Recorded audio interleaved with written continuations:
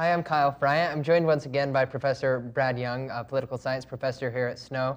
At the end of the last clip we did, I said that we may be wrong, and it turned out that we were very, very wrong about how this election was going to go. But we weren't the only ones. It was really, basically everybody.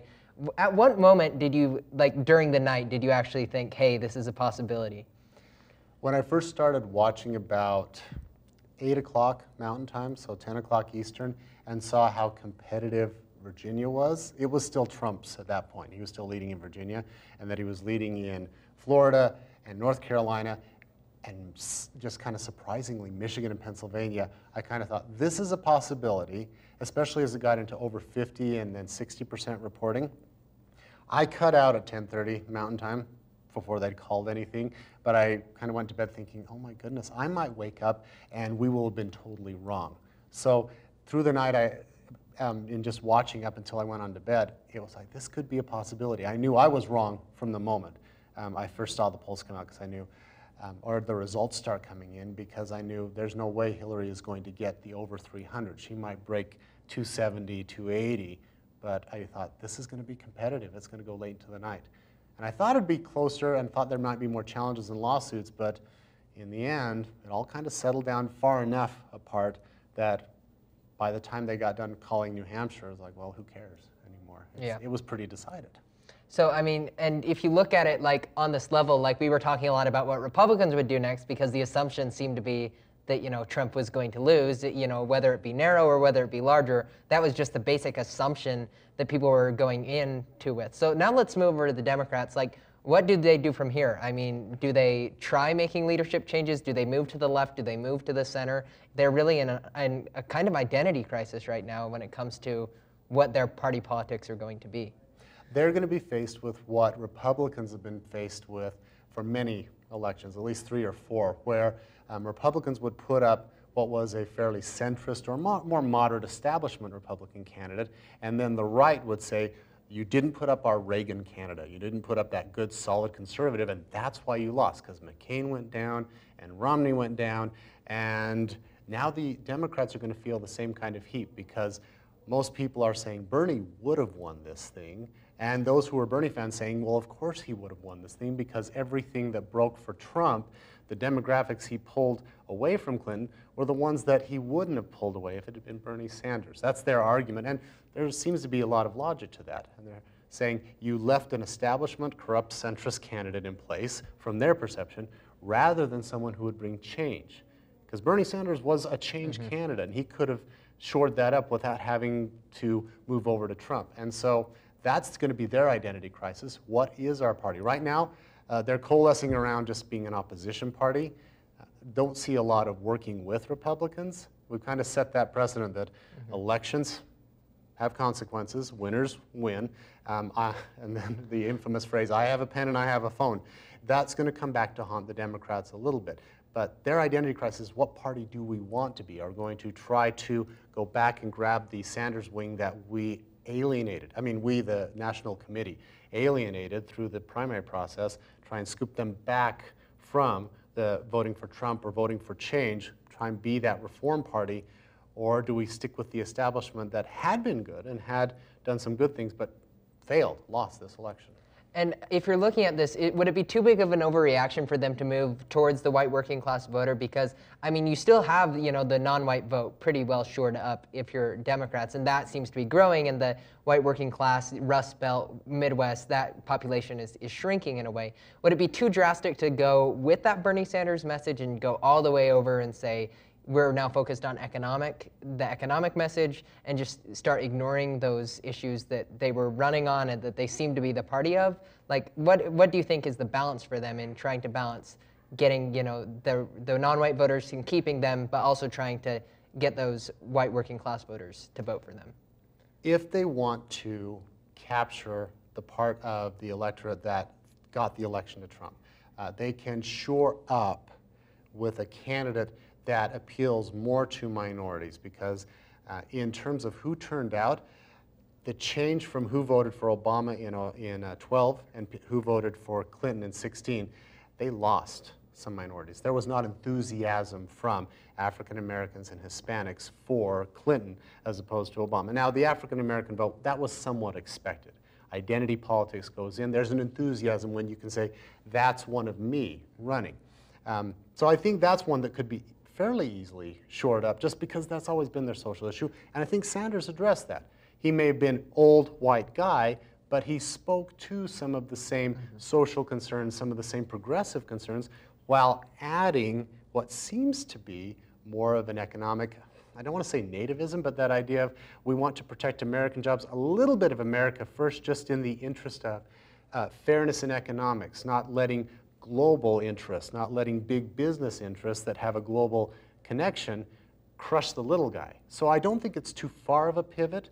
They may have to just dump a few of the people that have too much baggage in Washington. And it may just have been a Clinton phenomenon. If you're going to, I think Chuck Schumer, he's going to be the new, I think Senate Majority Leader is what they're saying. He's going to be the new Senate Majority Leader. He's as establishment as anyone, but there doesn't seem to be that negative reaction from the base as yet. So I think they could pivot rather easily and bring in the social, not the social, the economic equality arguments, the economic protection arguments, while still maintaining. I don't think they have to abandon their base in any way. I think it may have been just Clinton represented way too much old Washington and too much old establishment and too much international interest. That though there is that component in the Democratic Party, it's kind of an elite part. The masses, the base, the average person can't really understand how a company being moved out of the country helps people. Economists would say it does, because it brings costs down for everybody. But when you lose your job, it's like it's hard to say, and you're the party that's going to protect me because you're opening us up to competition from other countries. So I don't think they have a big problem. They just need to find the right vehicle to do it. Sanders would have been a fairly decent one. If they can find someone, if they could find their next Obama, they probably could, because they'd capture that same demographics, that progressivism, and probably then still hold on to some of that internationalist idea. And I mean, you were talking about, finding the next Obama, and the messenger's super big, as we learned in this election. Like, Hillary Clinton was not necessarily the most effective messenger during a populist wave that we saw because, she, for many people, was the elite. She was the establishment. She was the economic, elite and establishment. So, I mean, finding the next Obama, it's easier said than done. Is there any name that people should look for going into 2020? People say Bernie Sanders, he'll be almost 80, so I mean, I don't see, I mean, maybe he'll run, you never know, but is there a person like, Cory Booker, somebody like that would be able to tie all those interests together and be able to come as a candidate like Obama? I can't think of a name or someone who, I could think of people who might fit the bill, but what you want is somebody that is similar in model to Obama. Younger, definitely works. I do think that appeals. We had two old people, so that's kind of a wash. I shouldn't say old people, but they're both pushing 70. For a first-time presidential candidate is fairly old historically, and that does not resonate with a lot of people. When it comes to just what they should have, a little more perhaps youth. That doesn't mean they have to be in their 40s. They you can get the 50s and 60s, younger area there, but someone perhaps doesn't have as long a history with Washington, someone who is not viewed as a solid insider. Maybe, and certainly if it's a Democrat, you can't have heavy corporate connection. That's the thing that probably doomed Romney in 12. A lot of the voters that ultimately shifted to Trump were the ones that hadn't voted for Romney because he was too much big business, big corporate. That didn't resonate and won't resonate with the Democrats. You could get someone, there are plenty of young people, there are plenty of women, there are plenty of people of various ethnic or racial origins that could just step right up. I would not have been able to predict Obama in 2008. He fit the bill. He was there at the moment. He did a good job. And he united a lot of the Democrats, certainly, and a lot of the country came out for him, hope and change. That's what they need, someone who can do that, who can speak to the plight socially. They can speak to the plight economically and say, I'm not going to be just business as usual that has, to put it bluntly, screwed you over. We're going to look for solutions, and there can be some legitimacy in there. So I'm lousy at picking a person out of the hat. Others have suggested Michelle Obama. That might be a little too soon. Yeah. But she definitely could be separated from the baggage that Clinton brought in. Definitely shows for the gender demographics, the racial demographics. Very well spoken. A lot of her speeches have been referenced by many Democrats to say, here's our future. Mm-hmm. But I don't know that there's any one person. It's just you need the characteristics that I mentioned. Just bring those things together and do it in a way that's positive, and don't go negative. If you can make it a positive thing, that will draw more people. And I think in 2020, unless there's a major change, I think the Trump administration might provide enough of the negative that you can just run against that. Yeah. And I mean, now that we've talked about the Democrats, you look at the Republicans, yes, they won. They lost the popular vote, obviously. There are still issues for the Republican Party with their political philosophy, because there are people like Paul Ryan who they don't want to give over their, core political philosophy over to a guy who, became a politician just a couple of years ago, is their way of thinking. So are they going to be able to bridge that gap, or do you think there will be a lot of infighting and that the Republican Party philosophy will remain largely undefined throughout Trump's presidency? Well, it's difficult for the Republican Party. They've just come off of settling the Tea Party versus the Republican, not versus, but the Tea Party fracture in their own party. They're now going to have to mend the relationship with the president. I do think there's enough pragmatism from the White House in this case. Once you get President Trump inaugurated, I think in the transition team and in his setting up his administration, there will be a bit of practicalness to say, even though he doesn't have as much background in a big bureaucracy, in government administration, to know that you have to work with people at a point.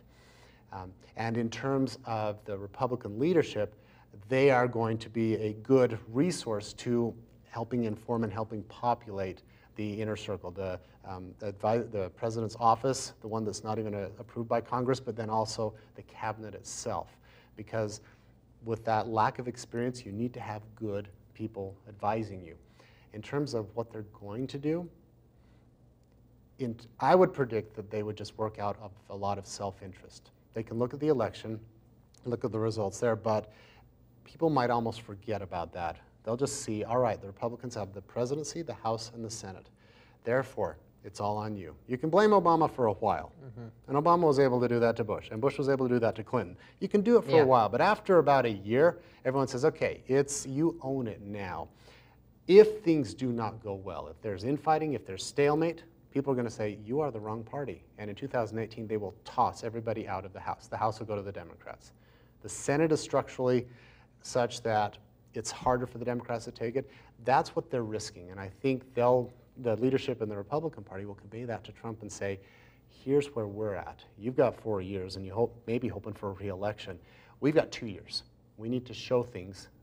And I think we're going to see the plan for the first 100 days be somewhat different than the candidate Trump was, to say, all right, here's what I'm really going to do. I think he ran a campaign of kind of shock and awe, just to say, I'm going to be on the headlines all day long, and it's going to be good, it's going to be bad, but I'm going to be on the headlines, and I'm going to be for the common man, and I'm going to win. Now that he gets into office, he has to say, how am I going to actually function? Because shock and awe does not work when you're trying to pass legislation. So the idea, it might modify a little bit, but I do think there's going to be a lot more information, a lot more policy coming out of the establishment Republicans, kind of that regular, classic Republican legislation and ideas are going to be pushed up onto Trump's desk and say, here's where we need to go in order to move forward. Is there a person, though, that can, convince that to him? Because he really does seem to believe that if it worked for me in the primaries, if it worked for me in the general, why won't I keep doing that? There's been reports that he's going to do a victory tour in a couple weeks and, go to states. He still wants to hold his rallies.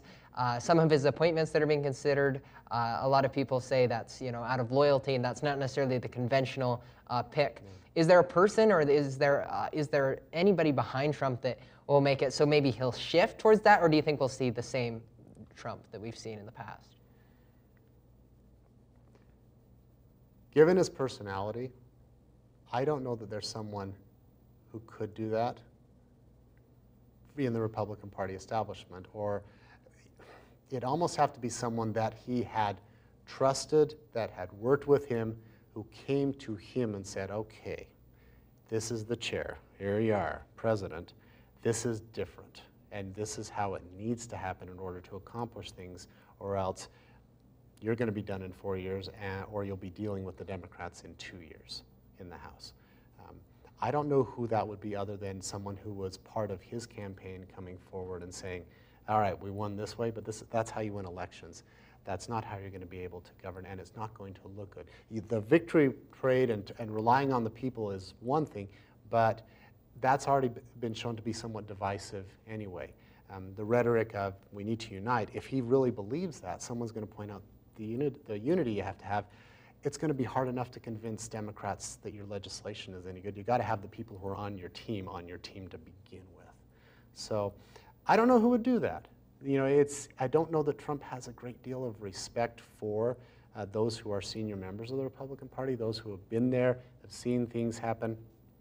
I am hopeful for some of the outreach he's done to meet with some of them, but I haven't heard too much of the results of that. And seeing who is a team, he's assembling on his team, it is, as all administrations, they just pull from previous administrations, but I don't know if he's going to really let them influence him. And in the transition, it would probably have to be someone who managed his campaign, someone who was really close to him, someone he relied on more than himself to say, this is how it needs to happen. And to be honest, I don't know who that would be. And lastly, you know, when you look at Trump's cabinet, the names keep coming up, especially for Secretary of State. He met with Nikki Haley today. He's meeting with Mitt Romney this weekend for Secretary of State. Do you think he'll actually, is he just kind of throwing the establishment and saying, look, I'm considering this, or will he actually, do you think, take the step further and pick somebody like Nikki Haley or Mitt Romney, who they didn't really like him, he didn't really like them during the primary, and that's, to put it bluntly, with Romney is, do you think that he'll actually do something like that, not just with Secretary of State, but pick somebody who wasn't a big fan of him, or do you think, you know, his big thing has been rewarding loyalty? Do you think he'll do that, or do you think he will actually put a name out there like a Mitt Romney that will maybe bridge the gap with the party? When it comes, well, in terms of just the general cabinet and the advisors on domestic issues, I honestly don't know what he would do. I think he's kind of searching for people because we have not had a Republican administration that looks like the one he wants to put together in a while. And you tend to draw from previous administrations. If you look at Clinton, if you look at Obama, it's the Clinton retreads. He brought some people in who had that experience back in the 90s for his presidency. Especially on foreign policy, there are not that many Republicans that think the way that Trump does on foreign policy that have any experience in foreign relations or in another administration. They're all more neoconservative. They're more the internationalists, that the United States has a role to play in the world, and we should label people as enemies because they are enemies, because they're ISIS and they bulldoze historical sites and they're Putin and they kill their own people or invade other countries. Whereas Trump is far more realist, not realistic, but just a classic realist. So maybe that he's trying to find someone for those areas that fit the model he's trying to create for himself, or he has created for himself in an administration. In terms of just doing loyalty, he's going to have a hard time finding a lot of expertise with loyalty. And some of the ones that are more loyal have been very divisive. The ones that he doesn't have to get approved by Congress or part of his transition team have raised some red flags as far as their ideology, as far as their rhetoric, the same issues that came up in the campaign. So I've been trying to impose and say, if he were to do it the smart way, but in terms of just having a cohesive policy, he may actually be looking at different people that we would not think of. He's not pulling the old Secretary of State. He's certainly not going to touch, you know, like the Rumsfelds or the Condi Rices from the Bush administration, because they're not him. They'd be the best in terms of expertise. But he might be pulling Mitt Romney because he says, well, maybe you're a little different type of Republican, or Nikki Haley. Maybe you have a little different view on foreign policy. In the end, to be quite honest, I'm at a bit of a loss to say what he will do. I can say these are the things that he probably should do, but he's going to be grasping for straws in terms of finding people willing to fit positions that will fit his administration, and that might be willing to work with him, unless that person can say, I could then change things from the inside. I could, kind of help him along in this area. And that might be how the Republican leadership kind of helps direct it. But that's yes, too many machinations. Well, it certainly will be fascinating. I mean, in the past, like you've talked about, retreads or, people from past administrations being brought up or experts in the House or the Senate. This is definitely going to be different in a lot of aspects than past transitions we've seen before. So it'll definitely be fascinating to watch. Thank you so much for watching, everybody, and I'm grateful to Professor Young for being here. Hopefully, we will be a little more right this time in our predictions. But if we're not, then it'll still be fascinating to watch no matter what happens. So thank you so much for watching, and thanks for joining us. Thank you.